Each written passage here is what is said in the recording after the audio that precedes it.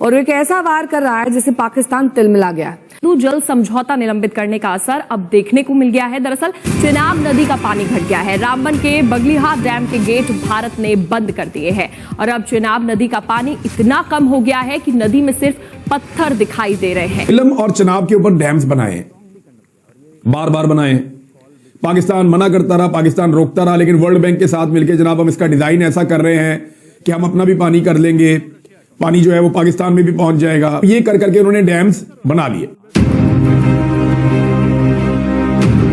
वो ऐसे कि बगलियार डैम के स्पिलवेज को शट डाउन किया गया है। 25 करोड़ अवाम जहां पर रहती है वो उनकी फसलें तबाह कर दी जाएंगी, पानी रोक दिया जाएगा, उन्हें प्यास से मार दिया जाएगा। भारत तो हिंदुस्तान बन चुका है। हिंदुस्तान मतलब समझते हैं हिंदुस्तान।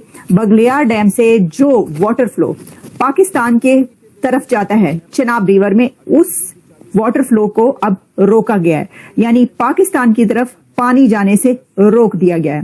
अब हम इसको वाटर स्ट्राइक कहें, लेकिन ये भी एक तरह की स्ट्राइक है जो कि बहुत सारी स्ट्राइक्स के बाद एक और स्ट्राइक हमें देखने को मिल रही है। It's a big power move from India because Pakistan relies entirely on the water coming from the western rivers of the Indus Basin for its irrigation and agriculture.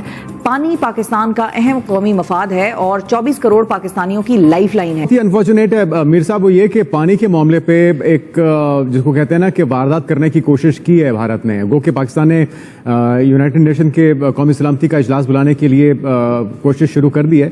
हम लाते हैं टॉक शोज और unlimited entertainment सिर्फ YouTube पर। अगर आपने अभी तक हमारा चैनल सब्सक्राइब नहीं किया तो अभी सब्सक्राइब करें और बेल आइकॉन को क्लिक करके हमारी लेटेस्ट वीडियोस के बारे में अपडेट जानें।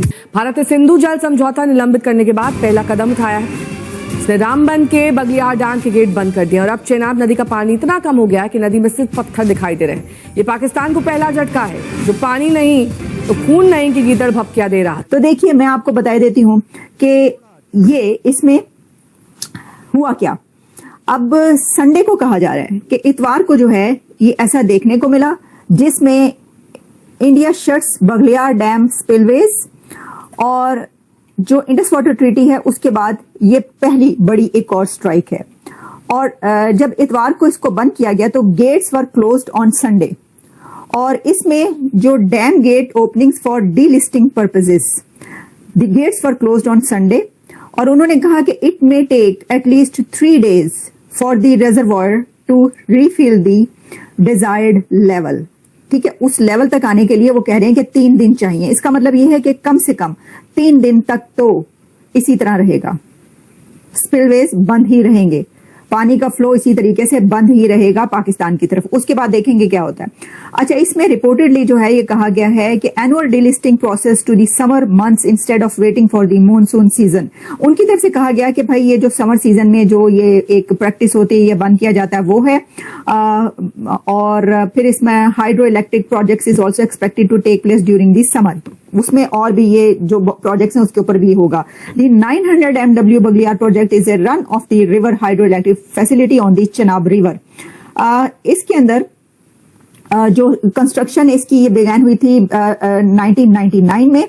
अब इसमें पाकिस्तान को बहुत कंसर्न्स हैं क्योंकि पाकिस्तान की तरफ से कहा जा रहा है कि हमारा तो पानी बंद कर दी, ऐसा डाते पानी बंद करता जे वो वही वाली वो बातें शुरू हो गई। ये तो करबला का मकाम है, करबला जो है उसने वो उसमें पानी बंद कर दिया था तो अब हमारा पानी भी बंद कर दिया गया। तो भाई अभी तो ये शुरुआत है, अभी तो पार्टी शुरू हुई है। अभी देखिए क्या क्या बंद होता है और कितनी चीजें पहले बंद हो चुकी हैं ये आप जानते हैं। इन्होंने खुद एक्सेप्ट कर लिया है, ख्वाजा आसिफ ने खुद एक्सेप्ट कर लिया है डिफेंस मिनिस्टर में कि हम 30 साल से काम कर रहे हैं इनका डर्टी वर्क। बिलावल भुट्टो ने CNN पे आज कंफर्म कर लिया है। अब इनको कुछ बोलने की जरूरत नहीं है, हमें अभी स्ट्रॉन्ग एक्शन की जरूरत है। देखिए IMF क्या है, लोन देता रहता है और कभी भी IMF के अंदर 85% आपको एक तरह से सहमति चाहिए लोन के लिए। और इसके अंदर US का जो वोटिंग राइट्स है 16.5% है।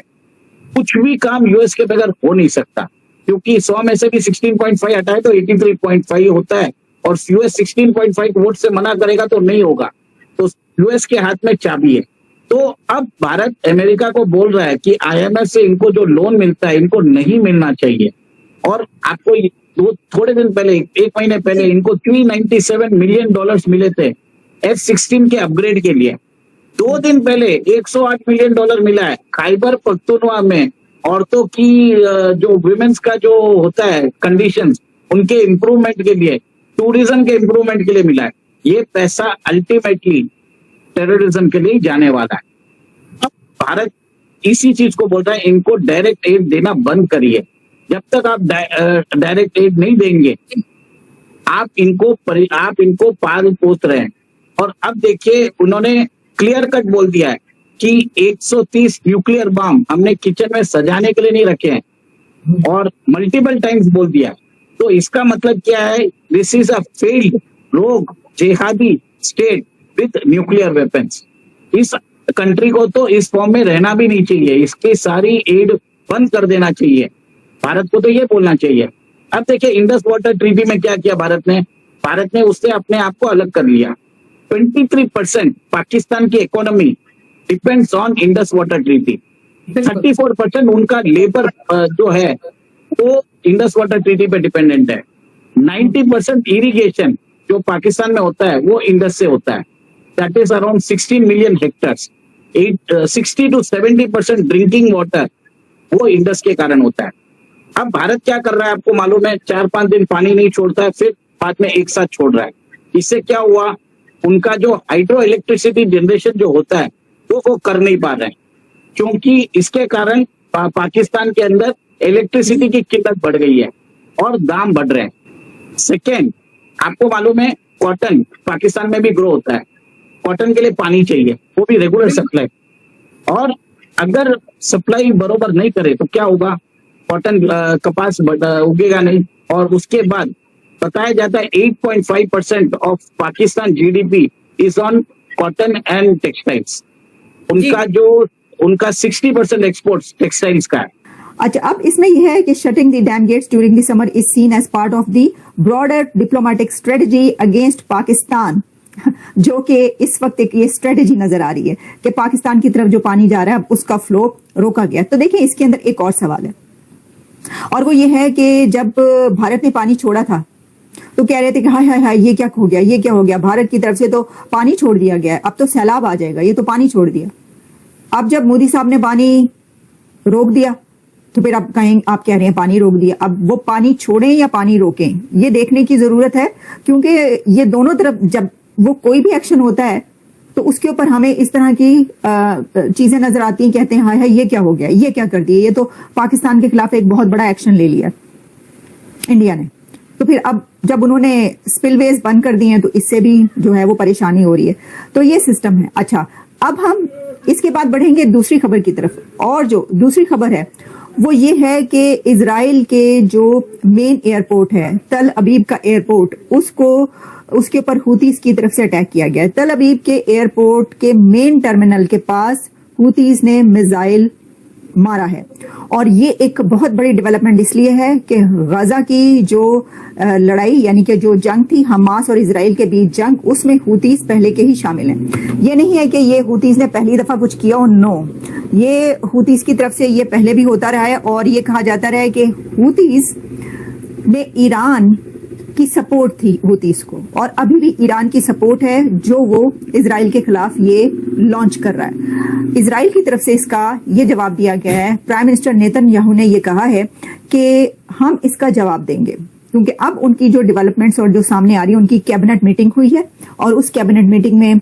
मिस्टर नेतन्याहू की तरफ से कहा गया कि ये इसका भरपूर जवाब दिया जाएगा। तो एक तरीके से हम ये कह सकते हैं कि ये एक फिर से जो एक नए मोड़ पर ये लड़ाई पहुंच गई। तो आपको ये वीडियो कैसा लगा कमेंट बॉक्स में जरूर लिखिए। इस वीडियो को लाइक कीजिए, शेयर कीजिए, सब्सक्राइब करना ना भूलिए आपके चैनल EFC.Z को। मिलते हैं अगली वीडियो में। जय हिंद।